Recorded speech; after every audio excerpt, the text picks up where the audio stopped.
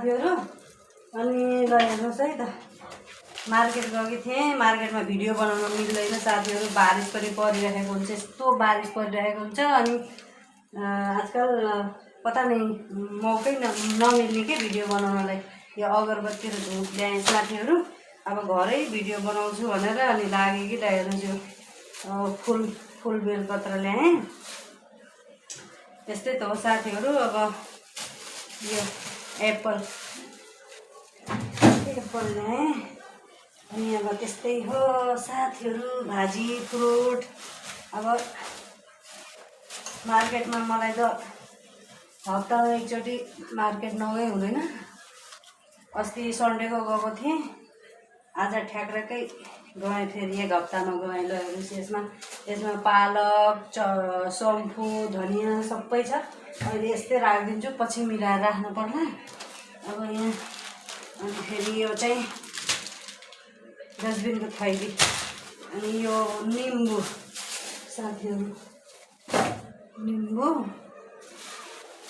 ल हेर्नुहोस् है साथीहरु, के छ भन्नुहुन्छ भने के सिङ्गर ल्याएँ साथीहरु। ल हेर्नुहोस्, भिडियो बनाउनु पनि अप्ठ्यारो हुने कि क्यामेराम्यान नभएपछि त त्यस्तै गऱ्यौँ गुरुङ के के हो।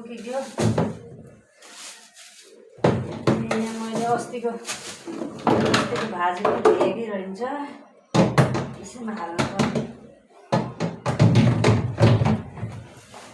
अरे बाबा, ये भेन्डी।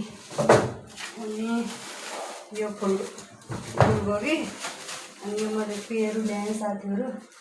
पेरूहरू यतै राखिदिन्छु, पेरू ल्याएँ। अनि क्यामेराम्यान नभएपछि कता के गर्ने, कताबाट देखाउने, कताबाट गर्ने हुन्छ कि साथीहरु। अनि यसमा आफ्ना मिर्ची अनि अदरक छ। हेर्नुहोस् है, यस्तै छ। अनि यसमा चाहिँ टमाटर अनि फुलकोपी।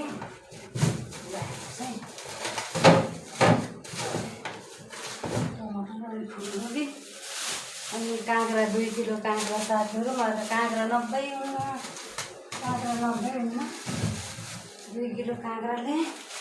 अनि करेला, पापडी, सिमी के साथीहरु, सिमी करेला र सिमी ल्याएँ।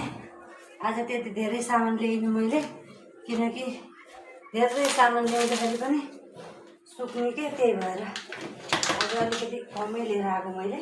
अस्तिका एक हप्ता पहिले ल्याएका सामानहरू यो परवल ल्याएको थिएँ। हेर्नु न, यी चाम्रेर सुकेर फ्रिजमा राखे पनि धेरै दिन राख्ने हो भने त चाम्रेको रहेछ साथीहरु। यो पनि त्यस्तै चाम्रिया छ, यो पिछले हप्ताको। यो सिमला मिर्ची पनि पिछले हप्ताको बचेकै छ अझै। अनि धेरै फ्रिजमा पनि गलेर पटक्कै भएछ भाइ। धेरै राख्ने हो भने त फ्रिजमा पनि खराब हुन्छ नि त साथीहरु।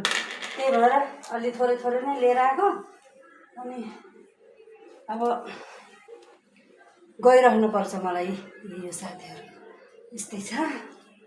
अब ल साथीहरु है, मैले आज मार्केटमा भिडियो बनाउन नपाएको हुनाले यही घरमै भिडियो बनाएँ साथीहरु। ल भिडियो राम्रो लागे यसो लाइक कमेन्ट सेयर गरिदिनु होला।